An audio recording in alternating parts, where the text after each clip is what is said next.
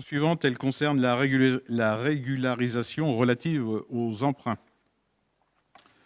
Donc c'est quelque chose de très technique là aussi.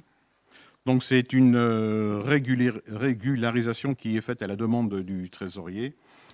La présente délibération a pour objet de réajuster des soldes antérieurs qui sont en discordance avec la comptabilité du comptable public et celle tenue par la collectivité. Ces soldes concernent des comptes d'emprunt et remontent à une période antérieure à 2008. Avec l'intégration des données comptables dans Helios, alors Helios c'est le logiciel informatique des trésoreries, les transferts successifs de la gestion de la collectivité à Boueil puis à Saint-Herblain, et malgré des recherches tant du côté de l'ordonnateur que chez le trésorier, il n'a pas été possible de retracer ces opérations dans le compte du comptable public. En conséquence, sur proposition du trésorier, et conformément aux prescriptions réglementaires en matière de rectification d'erreurs, il est proposé de comptabiliser les opérations selon le tableau présent dans l'ANES. Il convient de préciser que ces écritures purement comptables ne remettent pas en cause les comptes de gestion et comptes administratifs précédents et que s'agissant d'écritures d'ordre, donc c'est-à-dire sans mouvement financier, non budgétaire, cela n'impacte en rien les résultats de la collectivité.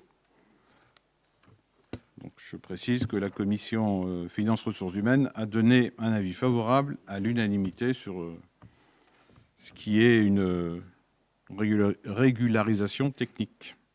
Est-ce que vous avez des questions sur... Oui, Monsieur Labarre. Oui, encore une fois, ce n'est pas une question, c'est plutôt une remarque. On a discuté en commission, le trésorier fait bien son travail. Il épure tout un tas de vieilles écritures qui datent de plusieurs années. On peut simplement regretter que les politiques menées par les gouvernements successifs visant à réduire et réorganiser, à réduire le nombre de fonctionnaires, amènent à des choses comme ça, où tout d'un coup on doit régulariser des trucs. Voilà. C'est un peu surprenant. Oui, je crois qu'on vous l'avait, c'était la question que vous avez posée en commission. Vous avez répondu que c'est en fait c'est des emprunts qui se mettent sur une liste que personne ne bouge, enfin que personne ne regarde effectivement, et après ça s'accumule et voilà. Donc lui il fait bien son travail, il a vu tout ça, donc voilà. Donc il nous a demandé de passer une délibération pour cette régularisation. D'autres questions ? S'il n'y a pas de questions, donc je vous invite à approuver les écritures comptables afin d'effectuer les régularisations préconisées par le comptable dans les comptes de l'ordonnateur et du comptable public. Autorisez Monsieur le maire ou l'adjoint délégué à signer tout document nécessaire à l'exécution de la présente délibération. Qui est contre ? Qui s'abstient ? Qui est pour ? Unanimité. Merci. Délibération suivante. Donc, c'est l'autorisation de recourir à un contrat de concession pour l'exploitation du marché d'approvisionnement des halles et l'accueil des autres commerces non sédentaires sur le domaine public.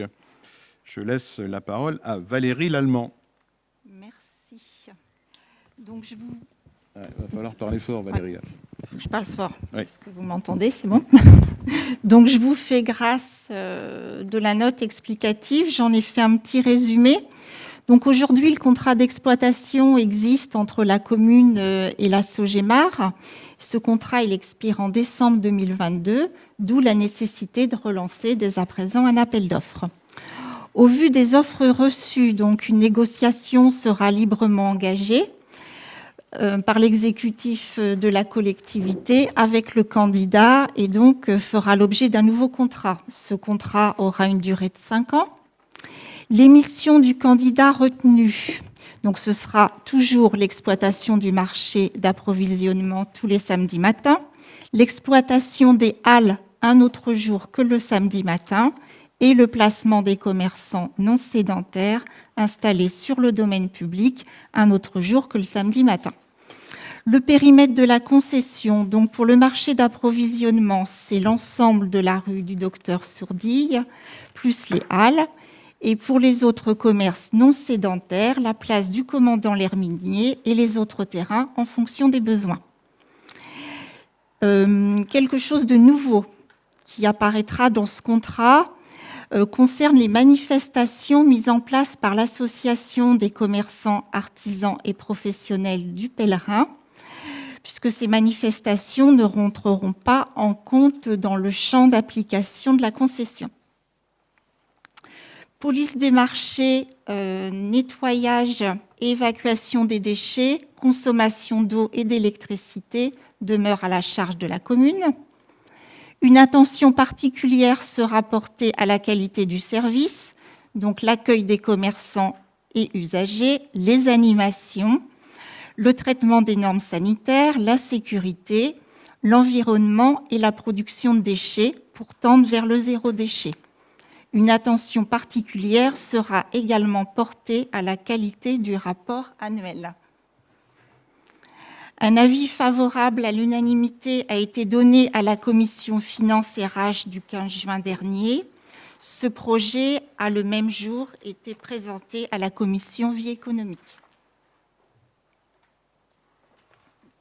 Très bien. Donc, le conseil municipal est sollicité aujourd'hui pour autoriser le recours à la concession de services publics pour l'exploitation du marché d'approvisionnement et de diverses occupations du domaine public au Pèlerin, autoriser Monsieur le maire à mettre en place la procédure de publicité requise et autoriser Monsieur le maire ou l'adjoint délégué à signer tout document nécessaire à l'exécution de la présente délibération. Merci. Et contre. Ah bah attends, Ah, toi, c'est toi qui... tu vas vite en besogne. Y a-t-il des questions sur cette délibération? Écoutez, s'il n'y a pas de questions, donc effectivement, le conseil municipal est invité à autoriser le recours à la concession de services publics pour l'exploitation du marché d'approvisionnement et de diverses occupations du domaine public au Pèlerin. Autoriser Monsieur le maire à mettre en place la procédure de publicité requise en application du décret tout simplement, oui, 2016-86 du 1er février 2016 relatif au contrat de concession. Autoriser Monsieur le maire ou l'adjoint délégué à signer tout document nécessaire à l'exécution de la présente délibération. Qui est contre? Qui s'abstient? Qui est pour? Unanimité. Merci. Délibération suivante, d'où on reparle encore de la CLET. Je crois que depuis le début de l'année, il n'y a pas un conseil sans qu'on parle de la CLET. Donc là, c'est l'adoption du montant révisé de l'attribution de compensation 2022. Donc ce qu'on avait dit en commission, donc, et ce que vous avez dit en conseil municipal également, c'est qu'il y a une première révision qui a été faite, qui a permis pour la commune du Pèlerin d'avoir à donner moins 15 672,37 €. Donc ça, c'est un premier jet. Et le deuxième jet, on vous avait dit qu'il y avait une clause de revoyure qui serait donc en début d'année prochaine, donc début 2023. Donc c'est ce qui a fait. La commune donc, a envoyé à la métropole 80 anomalies. Donc 62 ont déjà été corrigées, 4 sont en cours de traitement par le prestataire, 13 ont été rejetées et une en attente. Il y a également, ont été pris en compte les surfaces de voirie et un travail a été mené par le pôle de proximité pour identifier des voies privées et communales ayant vocation à être transférées à la métropole. Donc elles font actuellement l'objet d'inventaires. L'ensemble des corrections apportées au SIG, donc le système d'information géographique, seront prises en compte dans la modulation d'attribution de compensation qui sera réalisée début 2023 et sera rétroactif. Donc on reparlera de ça en début d'année prochaine avec un montant également. Est-ce que vous avez des questions sur cette CLET? Enfin, oui. Oui, Monsieur Gavouillard, ça m'aurait étonné. Bien, au conseil de janvier, où nous avions déjà abordé ce sujet, je m'étais abstenu. En commission, la semaine dernière, ou il y a 15 jours, je me suis abstenu, parce que je voudrais réinsister sur le fait qu'il n'y a que 5 communes dans les 24 communes de Nantes Métropole qui ont ce qu'on appelle une attribution de compensation négative, c'est-à-dire que nous reversons de l'argent à Nantes Métropole, alors que les 19 autres communes en reçoivent. Bon. Tout ça, ça repose sur des calculs qui ont été faits en 2001, à l'époque de la création de la communauté urbaine, que ces calculs, plus personne ne sait sur quoi ils sont fondés. Enfin, on sait sur quoi ils sont fondés, puisqu'il y avait des transferts de fiscalité, il y avait des transferts de matériel, et il y avait des transferts de personnel entre Nantes Métropole et la commune du Pèlerin, et les autres communes. Bon. Et à l'époque, on avait estimé que dans la balance, eh bien, Nantes Métropole apportait plus de 113 000 euros par rapport à ce qu'apportait à la métropole la commune. Bon.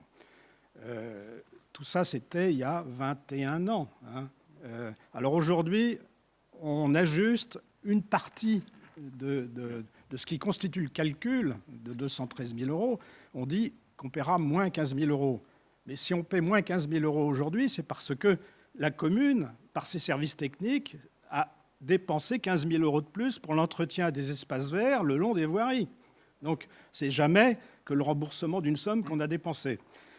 Et il n'en reste pas moins que tous les autres facteurs qui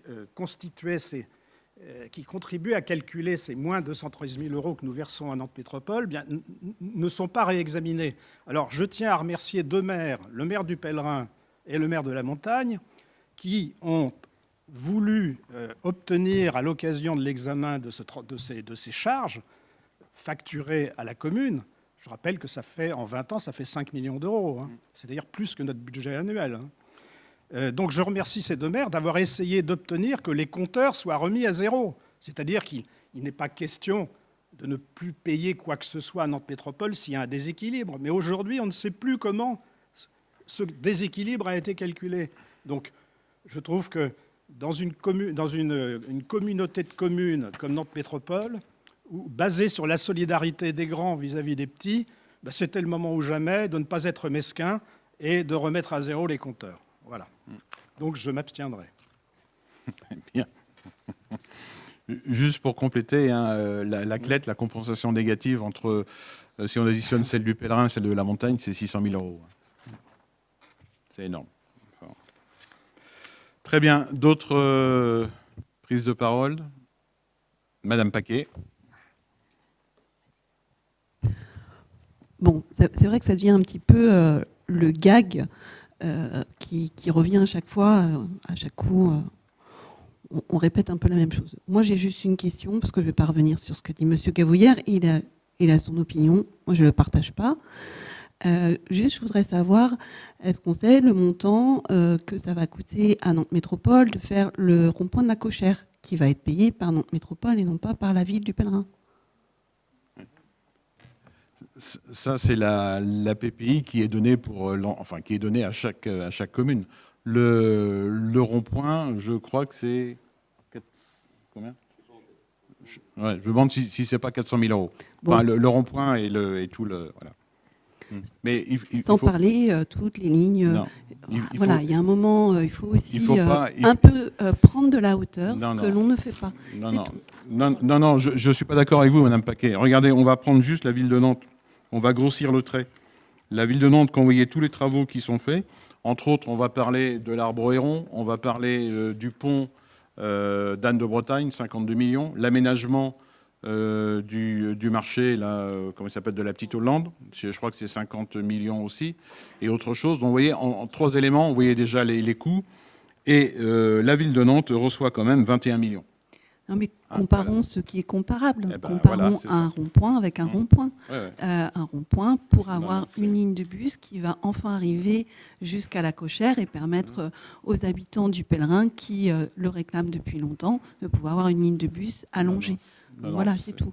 C'est tout ce que je voulais dire. Peut-être pas la peine qu'on en fasse encore des plombes, puisqu'à chaque fois on y revient. Mais bon, on ne peut pas toujours laisser dire les choses que dans un sens. Monsieur Gavouillère, pour conclure. Madame Paquet, vous mélangez tout. Mais là, les travaux qui sont financés par Nantes Métropole au Pèlerin ont fait l'objet d'un calcul aussi entre la fiscalité que le Pèlerin apporte à Nantes Métropole et ce que Nantes Métropole apporte de son côté. Tout ça, c'est un calcul. qui aujourd'hui est actuelle. Hein. Tandis que là, je parle d'une chose qui s'est faite il y a 20 ans et dont personne ne sait sur quoi elle repose. C'est une espèce de boîte noire. Donc, je le maintiens, c'est mesquin de ne pas mettre ces compteurs-là à zéro. Très bien. On reparlera de la CLET au mois de janvier ou février l'année prochaine. Donc, voilà. Et on reparlera, c'est ça. Donc, s'il n'y a plus d'autres... Voilà. Bon, donc, le rond-point, c'est 550 000. Enfin, un rond-point plus aménagement de la cochère. Donc, très bien. Le conseil municipal est invité à approuver les modalités de révision des attributions de compensation telles que résultant de la délibération du conseil métropolitain du 24 mars 2022, d'approuver le montant de l'attribution de compensation résultant de la mise en œuvre de ces modalités pour la commune du Pèlerin, soit moins, évidemment, 197 342,69 €. Autoriser Monsieur le maire à prendre les mesures nécessaires à l'exécution de la présente délibération. Qui est contre? Qui s'abstient? Voilà. Et qui est pour le reste? Ça a bien été pris, les... Comment? 4. Non, non. Abstention, abstention. Abstention, il y a 2 là. Ouais, deux ici. Ouais, ça. Ouais. Ça fait 4 abstentions. Très bien.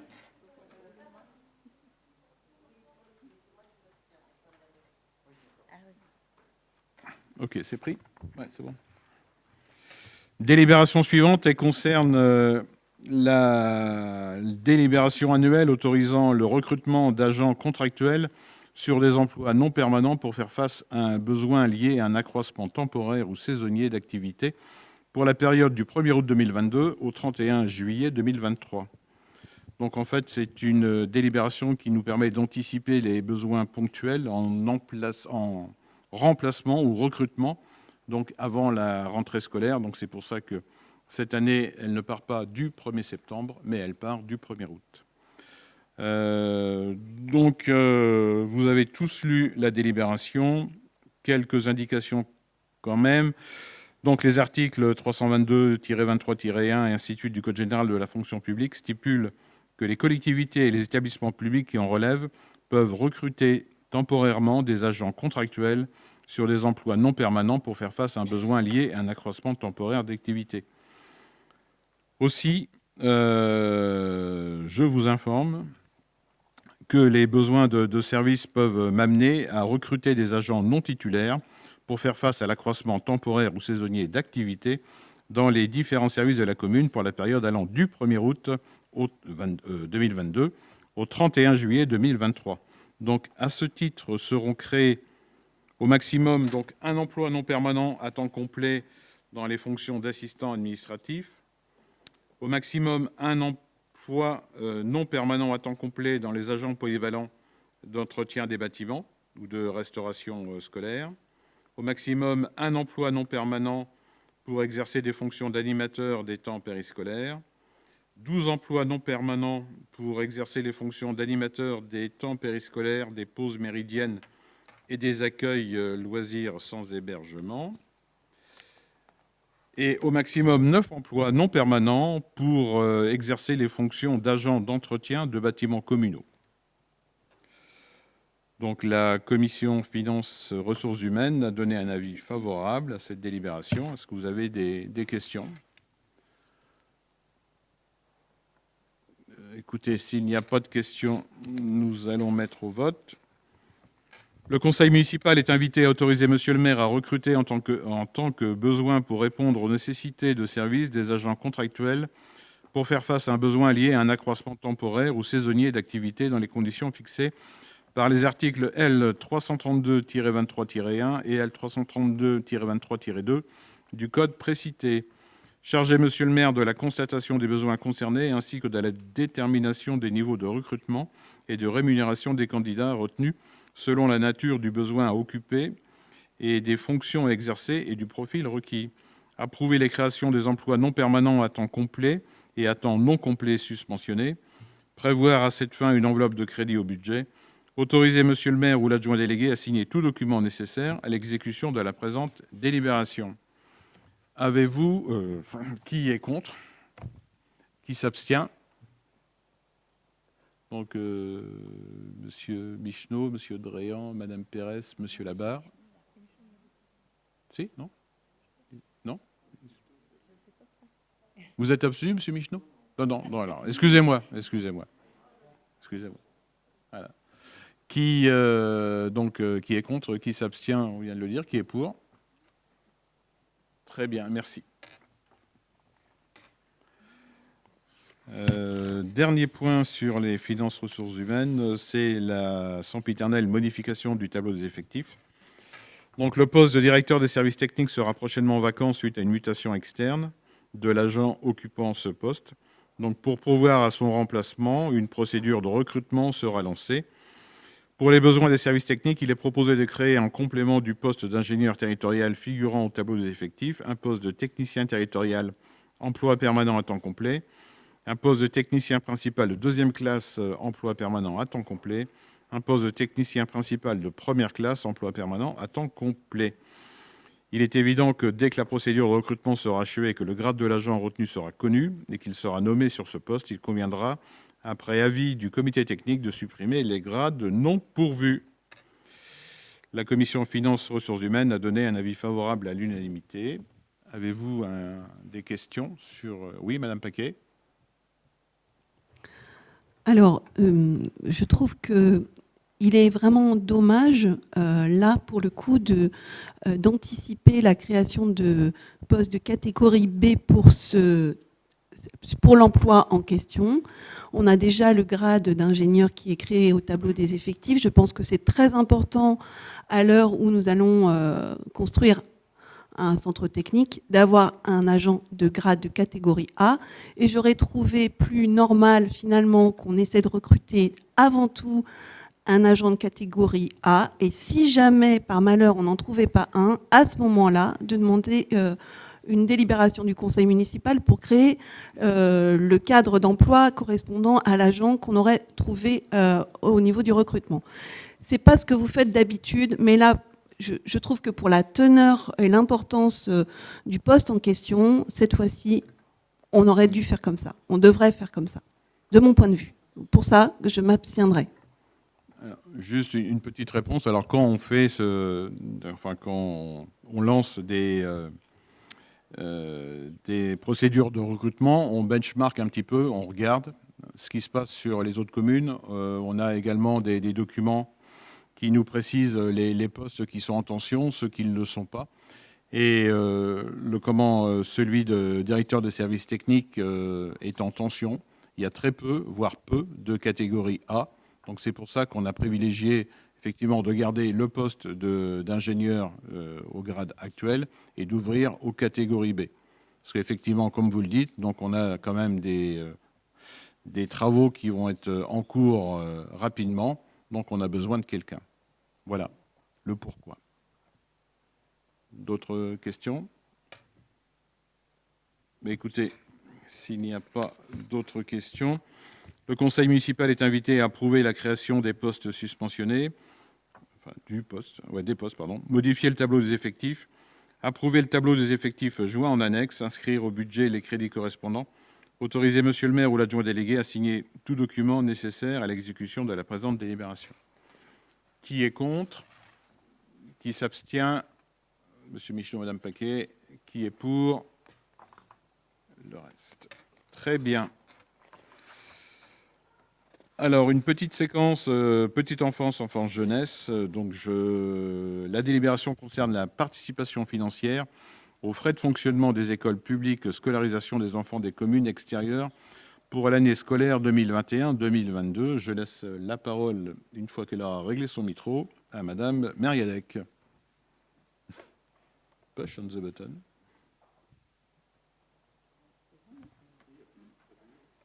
Voilà, c'est bon. Donc, il s'agit de l'accueil des enfants des communes extérieures aux pèlerins, mais qui font partie de la métropole. La commune refacture une partie des charges de fonctionnement. Cette refacturation se fait sur la base d'un calcul qui est fait par l'AURAN, l'agence d'urbanisme de l'agglomération nantaise. Alors, tous les ans, il y a un indice qui permet de prendre en compte l'évolution. Pour l'année 2021-2022, ça s'établit à plus 3% par rapport à l'année précédente. Donc, pour un élève de l'école maternelle, la commune du Pèlerin refacturera 453 €. Pour un élève de l'école élémentaire, Ulysse compris, la commune refacturera 321 €. Sachant que quand des élèves pèlerinais vont dans des écoles de communes appartenant à Nantes Métropole, ce sont les mêmes tarifs qui nous sont appliqués.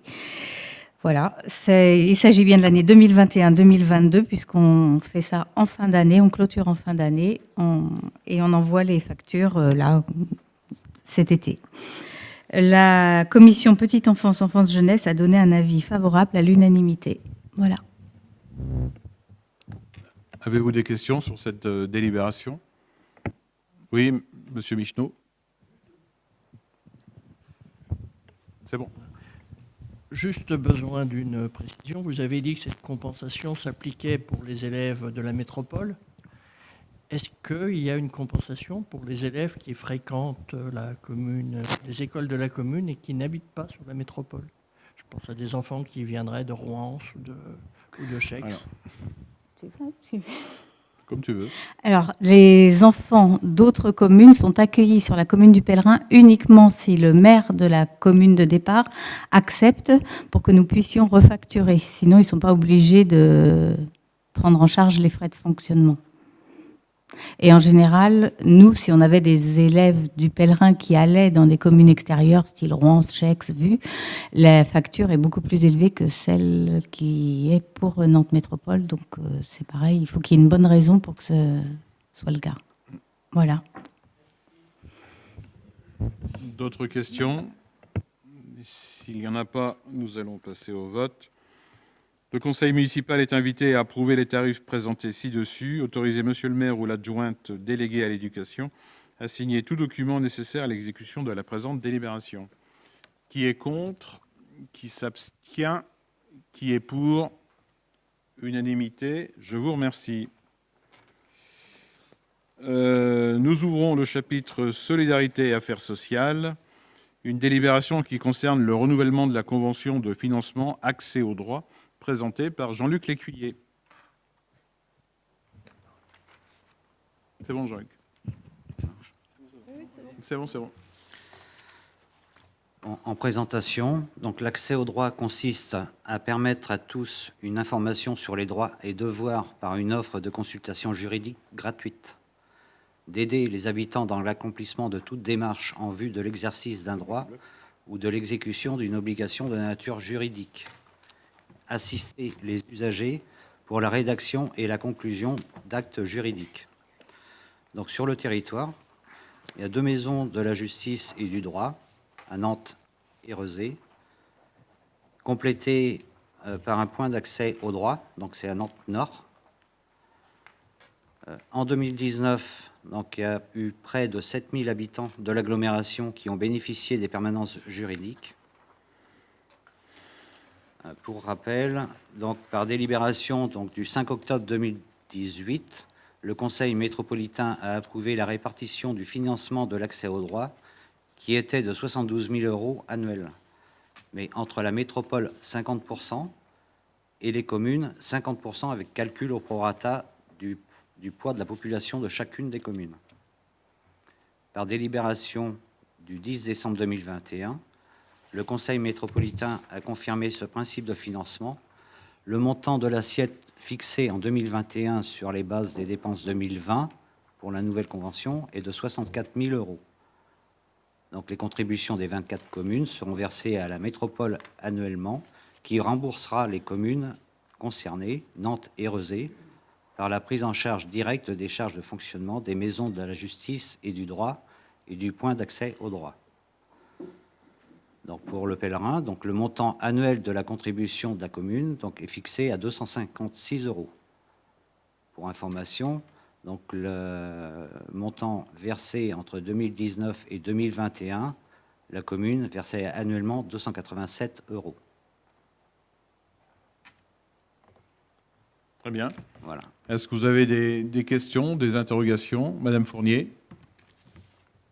Oui, alors juste une remarque, en fait, on s'aperçoit que ce service est plutôt appréciable et on se demandait si vous pensiez à communiquer auprès des pèlerinais, puisque finalement, assez peu de personnes, je pense, sont au courant de ça, aux pèlerins. Donc voilà, juste pour penser à les informer de ce service. Donc Alors, on a déjà une petite information, si vous voulez, sur le nombre de pèlerinais qui ont contacté la maison MJD. 17, non ? Donc en 2019, on aurait eu 36 personnes. En 2020, 20 personnes. Et en 2021, 31 personnes. Qui ne fait pas une communication vers les pèlerinais. Enfin, je Non, ne suis pas parce sûre que que ça ait Le répondu à nombre ma de personnes, question. En fait. le Non, nombre ce de que- personnes qui ont contacté Oui. les MJD. Ce que veut dire Monsieur Lécuyer, c'est que les gens connaissent quand même, Ils puisque connaissent, oui, quand même. ils font. Et Mais je crois que sur notre site internet, et ça avait été demandé il y a 2 ans, je crois, on avait fait le nécessaire et on a mis je sais pas comment on appelle ça, une bannière, un lien pour aller directement sur la maison. Je crois que c'est fait. Très Enfin, bien. j'en suis sûr, c'est fait. Et en plus, nous avons le conseiller juridique quand même qui vient sur la commune. Oui, oui. Très bien. D'autres questions? S'il n'y a pas d'autres questions, nous allons passer au vote. Le conseil municipal est invité à approuver les termes de la convention de financement de l'accès au droit entre Nantes Métropole et la commune, fixant notamment le montant annuel de contribution de la commune. Autoriser monsieur le maire ou l'adjoint délégué à prendre toutes les mesures nécessaires à l'exécution de la présente délibération et notamment à signer la convention. Qui est contre? Qui s'abstient? Qui est pour? Unanimité. Merci. Donc, nous repartons dans la vie économique tourisme avec une délibération concernant le rapport d'activité 2021 de la SOGEMAR sur l'exploitation du marché du pèlerin. Et toujours, Valérie Lallemand. Donc, ce rapport de la SOGEMAR est le 5e de l'entreprise concernant la délégation de services publics. À la lecture du rapport d'exploitation du marché, donc il est à noter que le nombre global de commerçants, 42, est stable par rapport à 2020, avec dans le détail donc un abonné en plus et un passager en moins. Le marché du pèlerin est à 87% alimentaire, une part en augmentation par rapport à l'année précédente. On note une représentation importante de la catégorie fruits, primeurs, producteurs, qui représente quasiment un quart des commerçants du secteur. Du côté des recettes, suivant, le délégataire, il y a un autre slide. Le délégataire donc réalise 9,7% de chiffre d'affaires en plus par rapport à 2020 avec 20 059 € de recettes. Les charges d'exploitation augmentent également de 9,7% par rapport à l'année précédente avec 17 568 € de dépenses. Ainsi, pour 2021, le délégataire a dégagé un résultat brut de 2 490 € après versement de la redevance communale de 8 948 €, soit une augmentation de 9% par rapport à l'année précédente.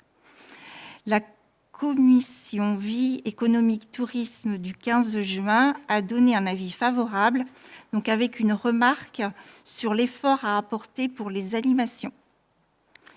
Et j'en profite donc pour préciser que le premier week-end de décembre, une animation, un marché de Noël sera réalisé par la SOGEMAR. Des questions sur ce rapport d'activité de la SOGEMAR? Donc, écoutez, nous prenons acte de ce rapport d'activité. Nous en avons terminé pour les différentes délibérations. Il nous reste 2 points à voir, donc le BRS, le point bail réel solidaire et les questions orales.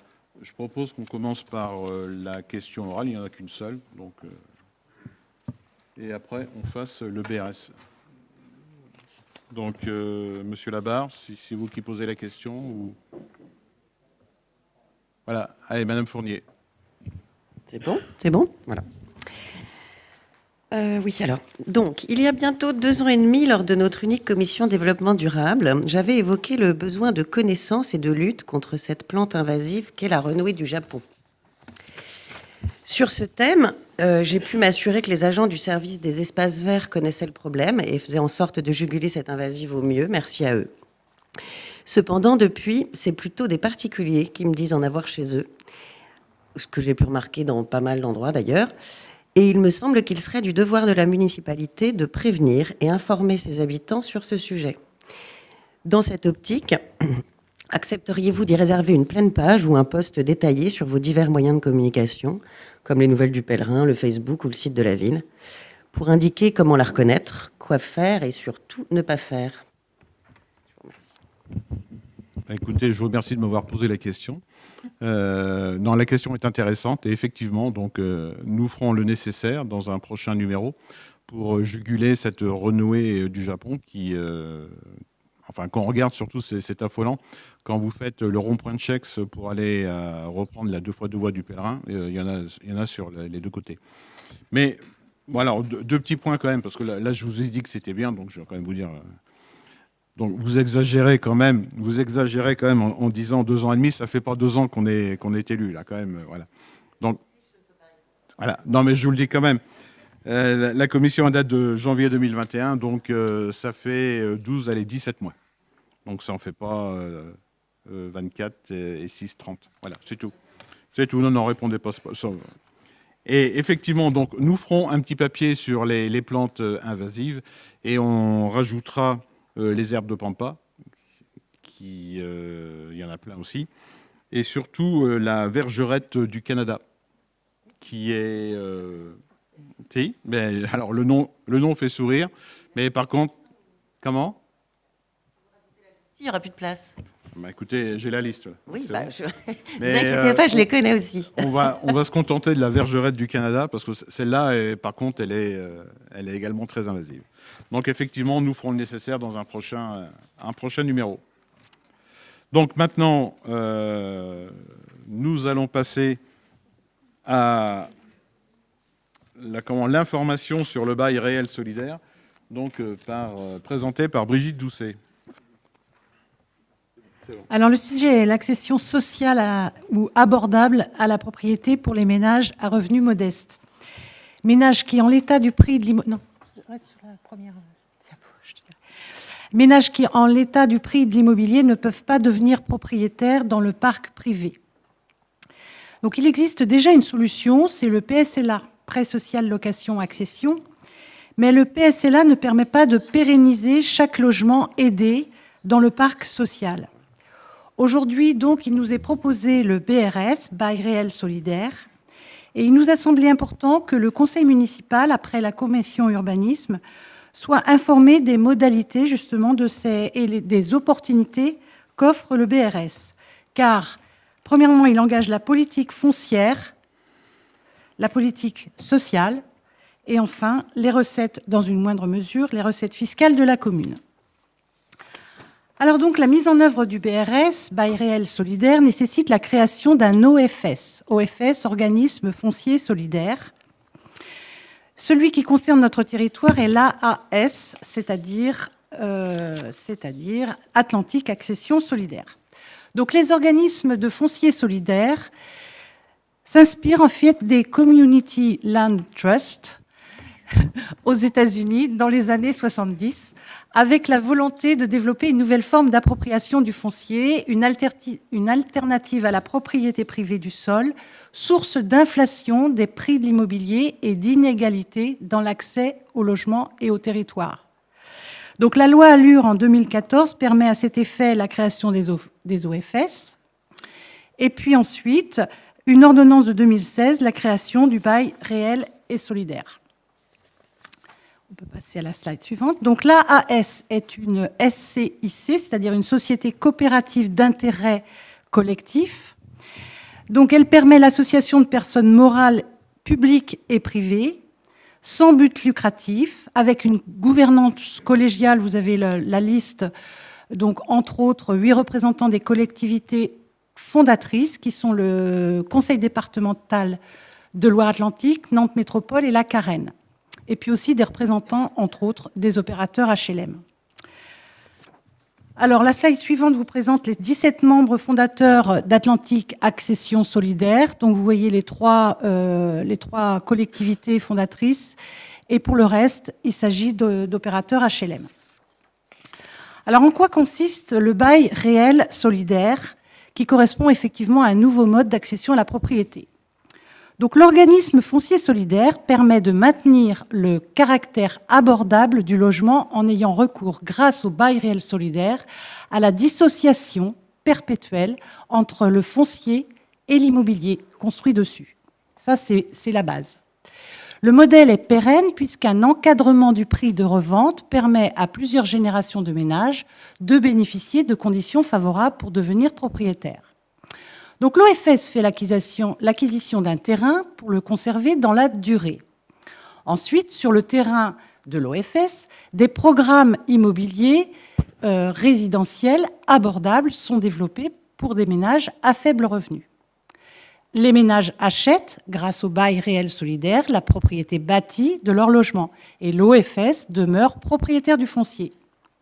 Les ménages payent un loyer foncier qui vient s'ajouter aux charges d'entretien et taxes locales. Ensuite, les ménages peuvent revendre leur propriété avec une plus-value limitée, la vente étant agréée par l'OFS. Le logement est donc disponible pour de nouveaux ménages à prix abordable et dans les mêmes conditions.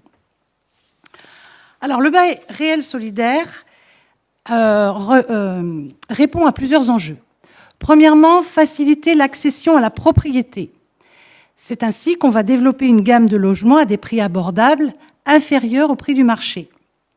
On va pérenniser l'offre et les aides publiques pour maîtriser durablement les prix à la revente. Donc, il y a la dissociation du foncier et du bâti. Les baux sont rechargeables à chaque revente. La charge foncière est de maximum 240 € hors taxe le mètre carré, surface plancher, SP surface plancher. Et l'aide financière BRS, c'est-à-dire qu'effectivement, ces logements, comme tous les logements sociaux, font l'objet d'aides financières, d'aides publiques financières. Donc 50% par le département et 50% par Nantes Métropole. Il permet enfin d'accompagner les parcours résidentiels et de renforcer la mixité sociale en développant l'offre dans les centralisés et ainsi permettre de mixer dans les nouvelles réalisations du locatif social, du parc privé et donc de l'accession abordable. Alors, je vous ai parlé tout à l'heure du PSLA. Donc, c'est pareil. Le BRS présente les mêmes conditions d'engagement et avantages pour les ménages. Ça ne change rien par rapport aux prêts sociaux, location, accession. Donc, vous voyez le plafond des ressources des ménages. Donc, 25 000 € par exemple pour une personne à l'année, net annuel, ce qui fait 2 344 € net par mois. L'occupation en résidence principale, sans limitation de durée, pas de location possible, revente possible avec agrément dans le respect des plafonds de prix. Paiement d'une redevance locative foncière, donc là c'est intéressant puisqu'elle est fixée par l'AAS à 15 centimes d'euros par mètre carré par habitation et par mois, ce qui n'est pas élevé du tout. Exemple pour un T3, le propriétaire donc, du bâti paiera 10 € de loyer du foncier par mois. L'abattement, alors je vous disais qu'il y avait une incidence sur les finances de la commune, sur les recettes fiscales de la commune. Donc l'abattement de la taxe foncière sur les propriétés bâties, donc Nantes Métropole a déjà délibéré sur ce sujet et propose donc 30% d'abattement. Et pour la part communale, ça sera une délibération à adopter. Le financement de l'acquisition pour les accédants, c'est comme pour tout logement, c'est-à-dire prêt à taux zéro, le prêt d'accession sociale, le PEL, 1% de logement, etc. Et en cas de succession, eh bien, ce bien sera transmis aux héritiers, bien sûr, comme normalement dans toute succession, sauf que les héritiers pourront en disposer à condition toujours de répondre aux conditions, c'est-à-dire résidence principale, critères de revenus, etc. Sinon, ils seront obligés de le revendre. Alors, le tableau suivant vous présente la comparaison entre le PSLA et le BRS. Alors, ce qu'il faut retenir, c'est le deuxième point, l'affectation du logement. Donc, en PSLA, c'était une résidence principale jusqu'à 10 ans. Après, le propriétaire pouvait faire ce qu'il voulait. Il pouvait le mettre en location. Alors que le BRS, ça reste une résidence principale sans limitation de durée. Ensuite, la clause anti-spéculative. Alors, au bout de 10 ans, le système PSLA permettait de revendre le bien au prix du marché immobilier. Donc, il y avait une possibilité de spéculer sur un bien acquis avec des aides publiques et donc le revendre au prix du marché. Ce qui ne résout pas notre problème d'inflation dans l'immobilier et d'accession abordable. Par contre, le BRS, justement, prévoit ça, c'est-à-dire qu'il y a un agrément des reventes par l'ARS sur la durée du bail réel solidaire. Donc là, il n'y a plus de spéculation possible. Ensuite, pour la taxe, je reviens à la taxe. Donc, le PSLA exonérait le propriétaire pendant 15 ans de la taxe foncière, alors que là, il n'y a pas d'exonération, mais il y a seulement un abattement. Alors, donc, je vous ai parlé des 30% de métropole et la délibération possible nécessaire pour notre municipalité. Et puis, quand même, l'inventaire SRU. Alors, l'inventaire SRU, c'est l'obligation du nombre de logements sociaux dans chaque commune. Dans le cas du PSLA, on prenait en compte les logements en PSLA, justement, pour une durée de 5 ans. Par contre, BRS, eh bien, le logement en BRS restera dans le comptage des logements sociaux de la commune de manière pérenne. Et ça, c'est très intéressant pour la commune. Alors, pour résumer, dans un premier temps, donc, le déploiement des programmes BRS est effectué dans la centralité nantaise. Fin 2021, il y a 8 programmes, y compris d'ailleurs outre Nantes, puisqu'on a Guérande, Pornichet et Pornic. Ensuite, le lancement commercial des premiers programmes est un franc succès. Les ménages comprennent le modèle et y adhèrent. L'attractivité des prix au regard de l'évolution des prix du marché joue pour beaucoup. L'objectif initial de l'offre BRS est d'atteindre 3 000 logements dans le département d'ici à la fin de la décennie, dont 2 500 dans la métropole. Et donc, l'élargissement du périmètre BRS aux 24 communes, dont la nôtre peut-être, permettrait donc de renforcer durablement l'accession abordable dans la métropole. L'offre BRS viendra en substitution, donc remplacera l'offre PSLA. Donc aujourd'hui, je vous présente donc, c'est une simple sous forme d'information. Dès la rentrée, le conseil municipal sera amené à se prononcer sur le passage ou non au BRS. Voilà, j'en ai terminé. Maintenant, est-ce que vous avez des commentaires ou des questions ? Monsieur Gabouillère. Oui.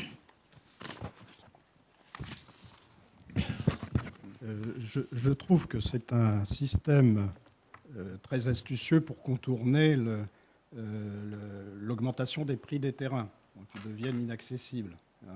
Bon, je ne pense pas que ce soit la solution miracle, parce que ça n'aura pas pour effet de faire baisser le prix des terrains. Enfin, ça n'aura en tout cas pas cet avantage. Ça aura comme avantage de permettre l'accession à la propriété plus facile d'un certain nombre de personnes, avec un effet pervers que j'avais signalé en commission, c'est que la clause anti-spéculation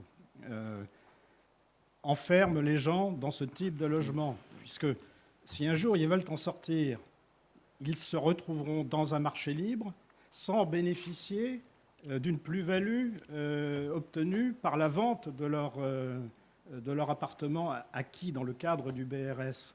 Et donc, ils seront contraints de rester finalement dans ce système et peut-être même dans cet appartement qu'ils ont acheté en BRS, puisqu'ils n'auront pas la marge de manœuvre supplémentaire qui leur permettra d'accéder au marché privé. Alors, ces mêmes ménages, en fait, sans ce système de BRS, n'auraient pas pu accéder à la propriété, point. Donc, ils auraient été locataires, au moins, ça leur donne un pécule pour aller dans le parc privé. Mais c'est vrai qu'ils n'auraient pas eu accès à la propriété avec leurs revenus.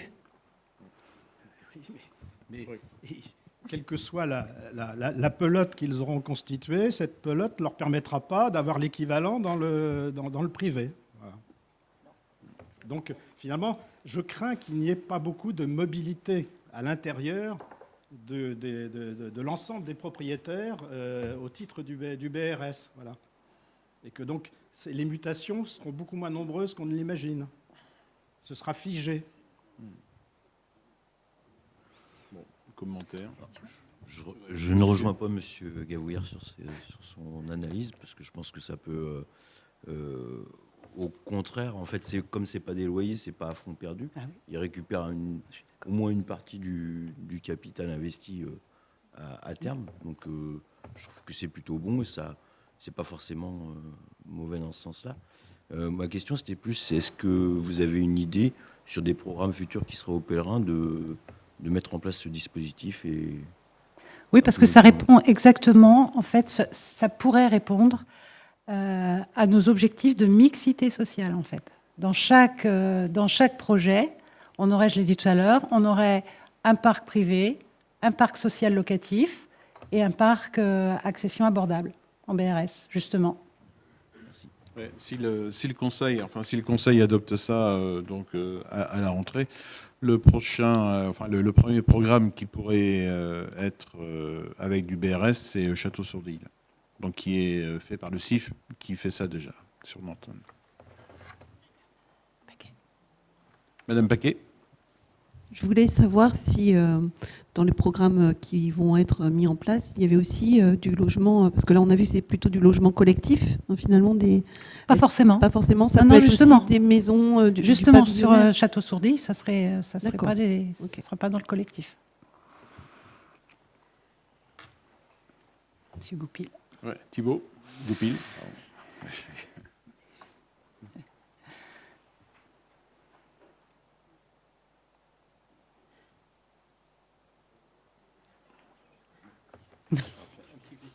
Ça.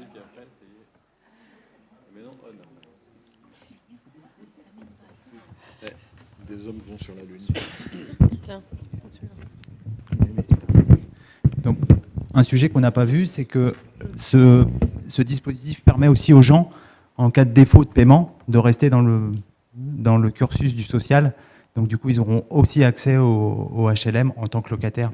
Donc, c'est un des bénéfices aussi du BRS. Alors que quand ils sont dans un système PLSLA, ils sortent des radars de l'accompagnement social. Donc, ça permet aussi... c'est un des avantages. Donc, effectivement, un des inconvénients, c'est de rester peut-être... d'être minorés dans la revente du loyer de leurs biens, mais je rejoins le fait que effectivement ils se créent un capital, et parce que ça reste des plafonds quand même, c'est pas du très très social, avec les plafonds qu'ils ont de revenus, il y en a certains qui peuvent se permettre après de repartir vers du parc privé classique. Alors j'ajouterais que pour la clause anti-spéculative, n'oublions jamais que ce sont des constructions, des logements qui ont bénéficié d'aides publiques.